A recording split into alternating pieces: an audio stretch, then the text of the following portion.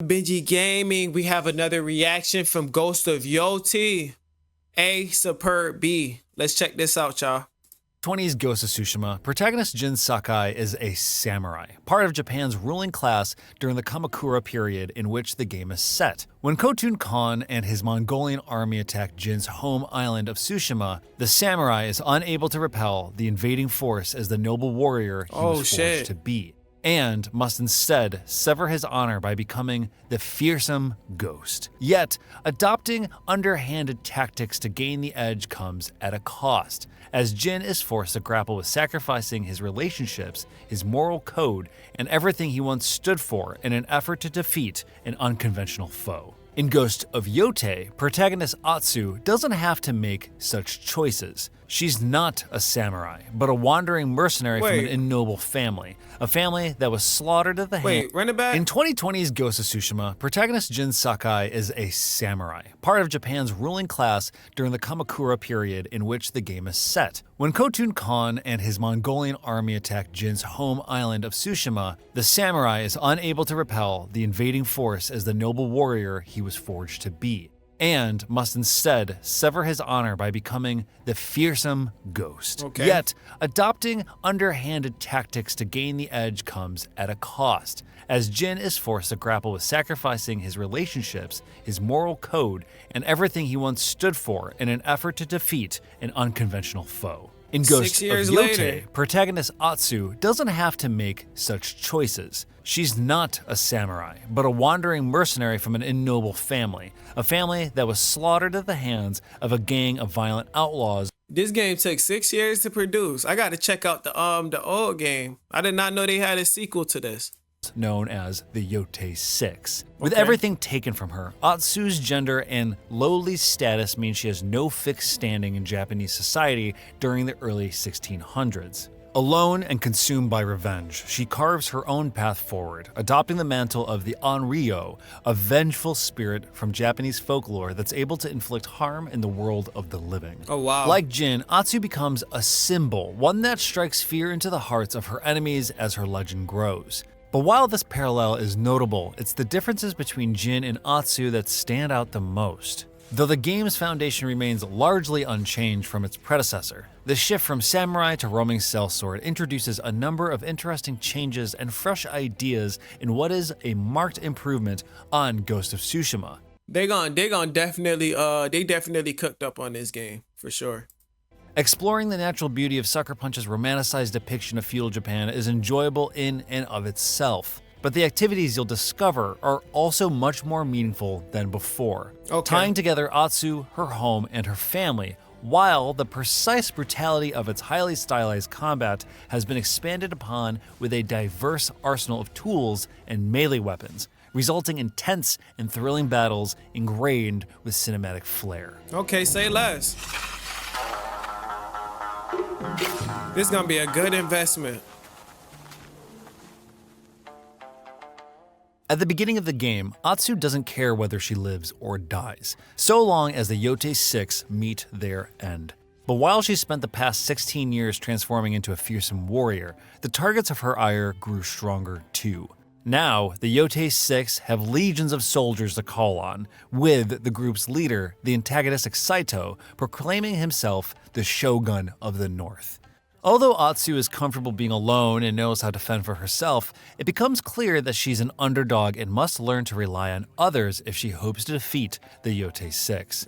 While the world at large might perceive her as a terrifying ghost, she's also someone who's gradually shaped by the brutal cost of revenge and the Bro, if y'all watching this right now on the quality that I'm watching it on right now, bro, y'all would be like, what the fuck? I really need to go get me a little 4K monitor, cause man, this shit looks too beautiful. Influence of the people she meets. Every blade I've ever forged has been leading to this. Oh really? The chosen one. Masterpiece to protect our family. One of the more effective aspects of the narrative is Atsu's relationship with her family. Almost everything she does is influenced by them in some way. By visiting her home in specific locations, you can step into the past and revisit fond memories from her childhood, such as practicing sword fighting with her brother and working with her weaponsmith father in the family's forge. That's fire. These windows into the past create further empathy for a character who eventually goes on to inflict brutal violence. You can feel the weight of her loss in each moment, and this persists throughout the game as you explore more and more. Bamboo. The reason I'm gonna play this shit because the emotion of losing family, that shit is definitely like real and relatable. You know what I'm saying? So playing games that are relatable and really emotionally intense. You know, I definitely want to aim for a broad amount of games, and I definitely want to attack a lot of games for y'all. So y'all got a lot coming from me this year, I swear. Strikes, fox dens, hot springs, and Shinto shrines return, though they're fewer in number than before. Crucially, there are also new activities that further Atsu's characterization and relationship with her family. It's easy to note the differences with Jin here once again. While he was a scholarly samurai taking contemplative moments to express himself through haikus, Atsu's interests are shaped by her upbringing. Her father taught her the art of sumie, which literally translates to black ink painting, and her love of the craft is reflected in moments when you are asked to use the DualSense's touchpad to paint the various animals and landscapes you encounter throughout your journey. That's tough. That's tough.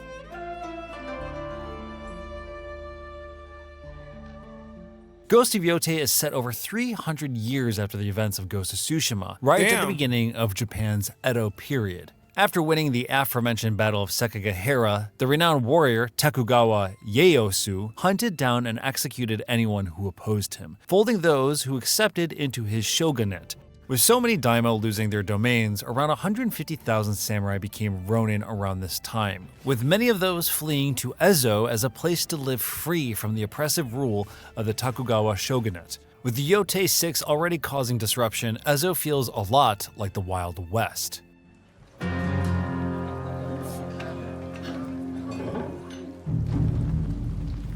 As Atsu's fame grows, so does the number of ronin hoping to cash in on her bounty. But as a sellsword, Atsu can also take on a variety of bounty contracts herself, hunting down the island's most fearsome warriors. This give me like some Assassin's Creed vibes, but a little more better. And a little God of War vibes, but a little more better.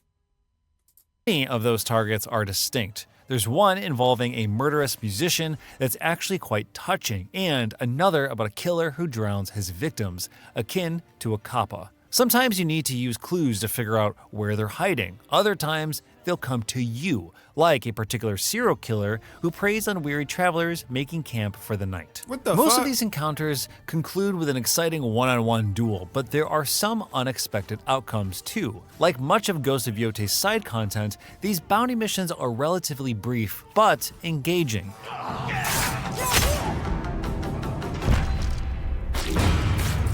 Tough. It's just a shame that a few of them are rather generic, asking you to defeat a regular enemy with an occupied camp, for instance. For a game that often avoids this pitfall, these missteps are more obvious. However, picking up bounties is just one of the ways you'll interact with Ghost of Yōtei's world. The guiding wind mechanic returns from the first game, directing you to your chosen objective with gusts of wind. That's tough. Gust of wind for a direction.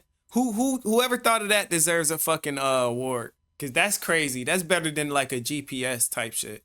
Flying leaves and bending grass. 5 years on, it's still the best way to navigate an open world, ensuring that you're fully absorbed in the space you're inhabiting rather than constantly staring at a minimap or objective marker. Exactly. You're also more likely to spot points of interest this way, such as smoke from a campfire or an alluring building on the horizon. Atsu. That's tough. That's really tough. And for them to explain it like that is very like smart. You get what I'm saying? Because I ain't even think of it like that. But that's definitely a better way to not constantly go to your map to look at the direction that you're going. That's definitely true. Even has a Breath of the Wild style spyglass, which automatically adds locations to the in-game map once you've spotted them through the telescopic lens. How big is the map? It's a great way to make you pay attention to your surroundings and internalize key landmarks. The people of Ezo are eager to share information too. Upon arriving in a new village, a merchant might tell you about an onsen that's not too far away. You can set up camp to eat food and craft ammo, and a passerby may join you and mention a fox den, while interrogating an enemy could reveal a nearby camp. Your exploration is gently guided, but it feels very natural. Instead of looking at a map filled with markers, you're left to discover things on your own, even if you're sometimes nudged in the right direction. You are peering into the world rather than staring at a UI, so there's an inherent sense of discovery that persists throughout the game and is very rewarding. Good Death Stranding experience, but it's gonna be a little more better. Like, I ain't like Death Stranding because you always fucking delivering packages and shit. I done wasted my money on that, but we definitely gonna probably lock back into that game eventually. Hunters. Great Plains stretch as far as the eye can see. Lakes and streams and the wetlands reflect the glistening moon. How big is the and map? The sea violently clashes against the jagged cliffs on the coast. Vibrant red and auburn trees sit atop rolling green hills. Cherry blossom trees paint the south of the island pink, while the north is blanketed in freezing. Fucking beautiful! Oh my lord! Oh my lord! This I gotta get this game. I swear to God, I'm pre-ordering this shit today. Ice and snow. Duels are frequently framed against a backdrop of picturesque mountains, turgid waterfalls, and centuries-old trees, their branches twisting around like undulating rivers. Colorful butterflies, dragonflies, and flower petals swirl as steel clashes, caught in the hollowing wind, and each purposeful step forward kicks up fallen leaves and splashes of water. It's the hunt for the Yōtei 6 that brings you to almost every corner of the island, where you'll also discover more about each member of the gang as you plot out their demise. Tough.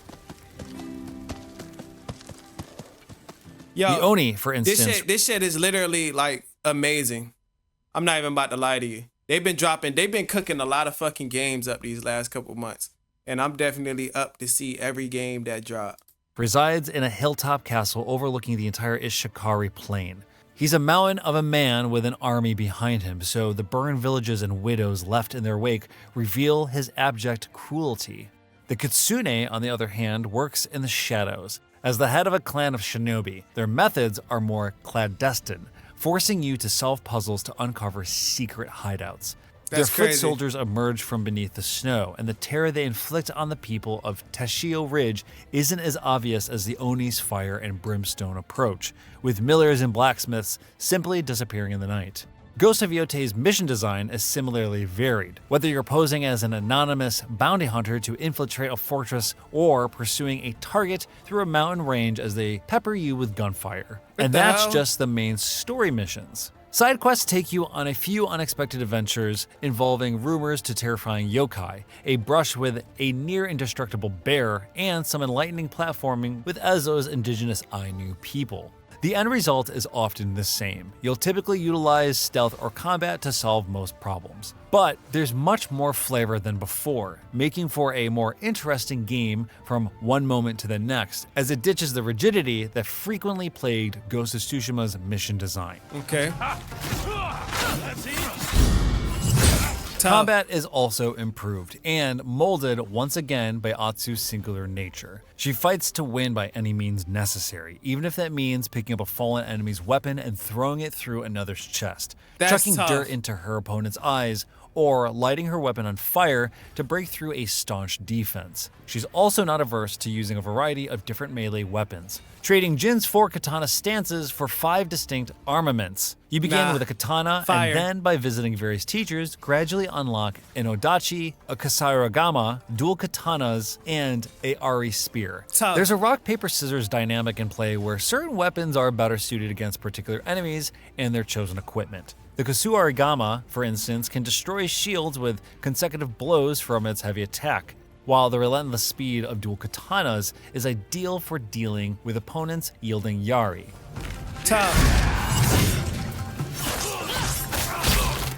As one of your teachers puts it, every weapon can kill but won't necessarily always shine. Oh wow. Ghost of Yōtei's stealth is played fast and loose. It's more about taking out everybody as quickly and violently as possible rather than slipping by unnoticed. Chaining together assassinations never tires, and using the Kusurigama to yank enemies out of sight is particularly Get over here! satisfying. I swear. The stealthy route might be relatively uncomplicated for the most part, but that doesn't prevent how enjoyable it is to sweep through an enemy camp as a silent assassin. Tough. Ghost of Yōtei builds and improves upon its predecessor with a gripping story, rewarding exploration, and fantastic combat, with each aspect emphasizing the characteristics of a new protagonist. As a sequel, familiarity is baked in, but every alteration is in service of Yatsu and her profound differences, Beautiful. making for a game that manages to feel distinct even when what you're doing is so recognizable. The ghost is just a mask. What matters is who's behind it. Nah. That shit was literally amazing. I'm not even gonna lie to you.